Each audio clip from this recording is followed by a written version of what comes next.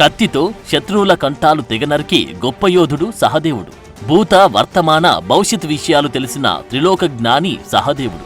దుర్యోధనుడికి సైతం తమపై యుద్ధంలో గెలిచే ముహూర్తం చెప్పిన అపర జ్యోతిష్కుడు సహదేవుడు. తన తండ్రి పాండురాజు మాంసాన్ని తినడం వల్లనే సహదేవుడికి ఈ శక్తి వచ్చిందంటారు. అసలు పాండురాజు ఎవరు? అతను ఈ సృష్టి రహస్యాన్ని ఎలా ఛేదించాడో ఇప్పుడు చూద్దాం. హస్తినాపురానికి రాజు విచిత్రవీర్యుడు. అతనికి 2 భార్యలు, అంబిక, అంబాలిక. పెళ్లైన కొత్తలోనే విచిత్రవీరుడు మరణించడం వల్ల హస్తినాపుర సింహాసనానికి వారసులు లేక రాజ్యం శత్రువుల పరమవుతుందని భావించిన విచిత్రవీరుడి తల్లి సత్యవతి తన మొదటి సంతానమైన ఋషివేద వ్యాసుడిని పిలిచింది.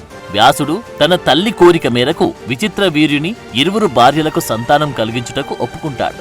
విచిత్రవీర్యుని మొదటి భార్య అంబికను వ్యాసుని గదికి పంపగా పొడవాటి గడ్డాలు కలిగిన అతని తేజోరూపాన్ని చూసి భయపడిన అంబిక కళ్ళు మూసుకుంటుంది. తద్వారా ఆమెకు పుట్టు గుడ్డి అయిన ధృతరాష్ట్రుడు జన్మిస్తాడు.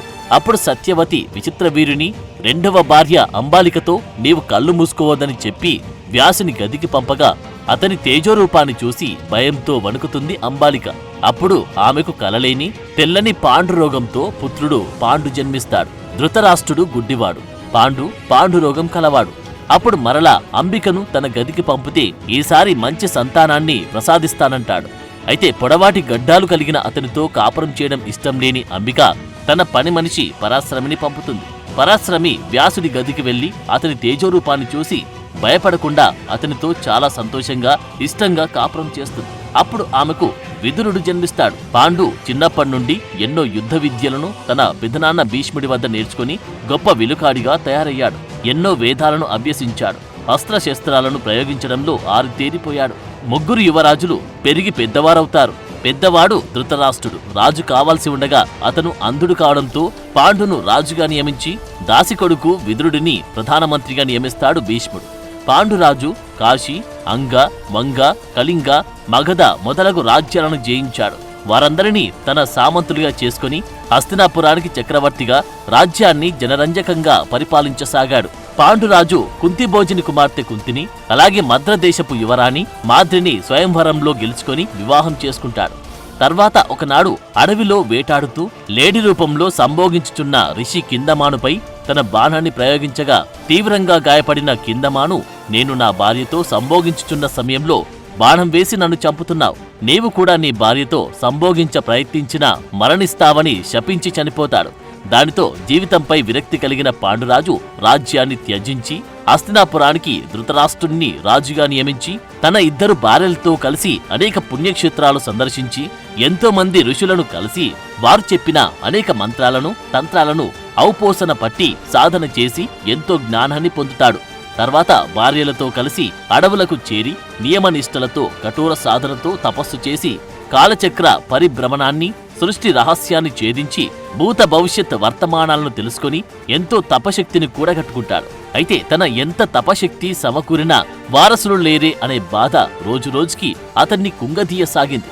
భర్త పాండు బాధను చూసిన కుంతి తనకు దూర్వాస మహర్షి ఇచ్చిన సంతాన సాఫల్య మంత్రం గురించి భర్త పాండుకు చెబుతుంది. ఆ మంత్రాన్ని ఉపయోగించి పిల్లలను కనమని కుంతి మాద్రులకు పాండు చెప్పగా మంత్రాన్ని పఠించిన కుంతి యముడితో ధర్మరాజుని, వాయుదేవునితో భీముణ్ణి, ఇంద్రునితో అర్జునుడిని బిడ్డలుగా పొందుతుంది. అయితే ఇక్కడ మీరు గమనించాల్సింది కుంతి యముడితోనూ వాయుదేవునితోనూ ఇంద్రునితోనూ సంసారం చేసి తన గర్భంలో 9 మాసాలు మోసి పిల్లలను కనలేదు. దూర్వాస మహర్షి సంతాన సాఫల్య మంత్రం ప్రభావానికి కట్టుబడిన ఆయా దేవతలు వచ్చి బిడ్డలను అయోనిజలుగా ఇచ్చి వెళ్ళిపోతారు. అంతే తప్ప వారెవరూ కుంతితో సంసారం చేయలేదు. ధర్మరాజు, భీముడు, అర్జునుడు వీళ్ళంతా డైరెక్ట్గా పిల్లల రూపంలో అయోనిజలుగా జన్మించారు. తర్వాత మాద్రికి కూడా మంత్రాన్ని ఉపదేశిస్తుంది కుంతి. ఆ మంత్రాన్ని పఠించిన మాద్రి అశ్వని దేవతలను ప్రార్థించి నకుల, సహదేవుణ్ణి బిడ్డలుగా పొందుతుంది. తన 5 బిడ్డలను ఎంతో అల్లారుముద్దుగా పెంచుతాడు పాండు.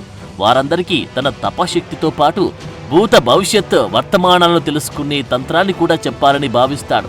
అయితే వారింకా చిన్నపిల్లలు. తను చెప్పే విషయాలు అర్థం చేసుకునే ఆలోచన, పరిజ్ఞానం వారికి ఇంకా రాలేదని భావించి ఒకనాడు కొడుకులందరినీ తన దగ్గర కూర్చోబెట్టుకుని, నేను చనిపోయాక నా మృత శరీరాన్ని పారవేయకుండా మీరందరూ తినండి. అప్పుడు నాకున్న తపశక్తులన్నీ మీకు వస్తాయి. నా మాంసాన్ని తినడం వల్ల నా కండ మీ కండతో కలిసి మీరు తపస్సు చేయకుండానే ఇన్నాళ్లు నేను సాధించిన శక్తులు మీ శరీరంలో కలిసిపోతాయి. మీరు శూన్యంలోకి ప్రవేశించి సృష్టి రహస్యాన్ని తెలుసుకోగలరు. అలాగే భూత భవిష్యత్ వర్తమానాలను సైతం తెలుసుకుని అనేక ప్రమాదాలను జరగకుండా ఆపగలరు. యుద్ధాలను సైతం గెలవగలరు. చివరకు మృత్యువును సైతం జయించగలరు అని చెప్పి, ఇది నా చివరి కోరిక, మీరు తప్పక నా మాంసం తినాలంటాడు. తండ్రి చెప్పే మాటలు అర్థం కాని పాండవులు, చీ పాడు, ఎక్కడైనా మనిషి మాంసం తింటారా? మేము ఏమైనా పులులు, సింహాలమా మనిషిని పీకు తినడానికి అని ఎగతాళి చేస్తారు. అందరికన్నా చిన్నవాడైన సహదేవుడు మాత్రం తప్పకుండా మీ కోరిక నెరవేరుస్తాం నాన్నగారు అని పెద్ద ఆరిందలా పోజు పెడతాడు. 5గురు పాండవులతో కలిసి కుంతి ఆహారాన్ని సేకరించడానికి అడవిలోకి వెళ్తుంది. అప్పుడు తపస్సులో నుండి కళ్ళు తెరిచిన పాండు ఎదురుగా స్నానం చేస్తున్న తన భార్య మాద్రిని చూస్తాడు. ఆమె అందానికి ఆకర్షితుడవుతాడు. ఇన్నాళ్లు అతనిలో దాచుకున్న కామ కోరికలు ఒక్కసారిగా పురివిప్పుకుంటాయి. ఇంద్రియ నిగ్రహాన్ని కోల్పోయి మాద్రిని కౌగలించుకుంటాడు.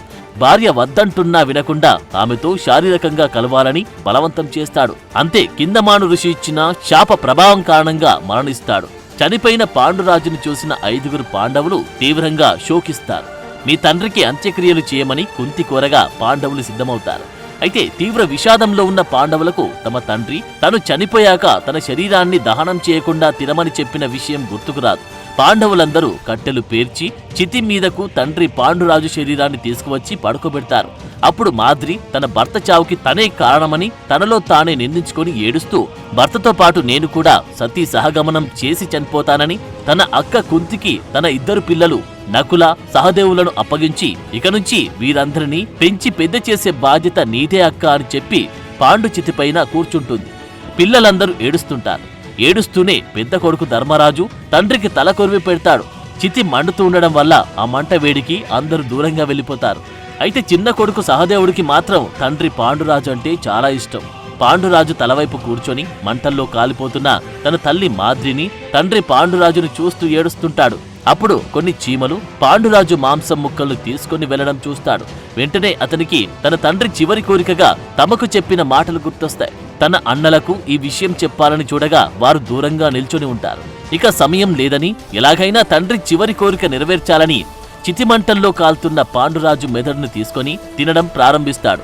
మొదటి ముక్క కొరకగానే భూతకాలం అనగా పాస్ట్, రెండవ ముక్క తినగానే ప్రెజెంట్ అనగా వర్తమానం, మూడవ ముక్కతో భవిష్యత్ అనగా ఫ్యూచర్ తెలుస్తుంది. అంతేకాదు, పాండురాజు ఇన్నాళ్లు సంపాదించిన తపశక్తి మొత్తం సహదేవుడికి సంక్రమిస్తుంది. అంతేకాక భవిష్యత్తులో జరగబోయే మహాభారత యుద్ధంలో ఎవరెవరు ఎప్పుడు చనిపోతారు, ఎవరి చేతుల్లో చనిపోతారో మొత్తం కళ్లకు కట్టినట్లు కనిపిస్తుంది. అలాగే కాలాలు, కాలచక్ర పరిభ్రమణాలు, గత యుగాలలో జరిగిన సంగతులు, మన్వంతరాలు, సృష్టి రహస్యాలు, విశ్వం ఆవిర్భావంతో సహా సమస్త సమాచారం 70mm స్క్రీన్ మీద కనిపించినంత స్పష్టంగా సహదేవుని కళ్లకు కనిపిస్తుంది. తనకు తెలిసిన ఈ విషయాలను తన అన్నలకు చెప్పాలని పరిగెత్తగా అప్పుడు ఆకాశం నుండి ఒక అదృశ్యవాణి, ఈ విషయం ఎవరికైనా చెబితే నీ తల 1000 ముక్కలై మరణిస్తావని సహదేవునికి వినిపిస్తుంది. దాంతో భయపడిపోయిన సహదేవుడు ఈ విషయం ఎవరికి చెప్పక జీవితాంతం తనలోనే ఉంచుకుంటాడు. ఇక అప్పటినుండి సహదేవుడు అందరికన్నా ఎక్కువ తెలివితేటలతో, అపరిమితమైన జ్ఞాన సంపదతో ఉంటాడు. సహదేవుడికి ఆవులంటే ఎనలేని ప్రాణం. ఆవులు చెప్పి ప్రతి మాట సహదేవుడికి అర్థమయ్యేది. ద్రౌపదిని 5గురు పాండవులు కలిసి పెళ్లి చేసుకునే సమయంలో మొదటిసారిగా శ్రీకృష్ణుని చూస్తాడు సహదేవుడు. శ్రీకృష్ణుని చూడగాని అతడు సాక్షాత్తు నారాయణుడేనని గ్రహించి వినమ్రంగా నమస్కరిస్తాడు.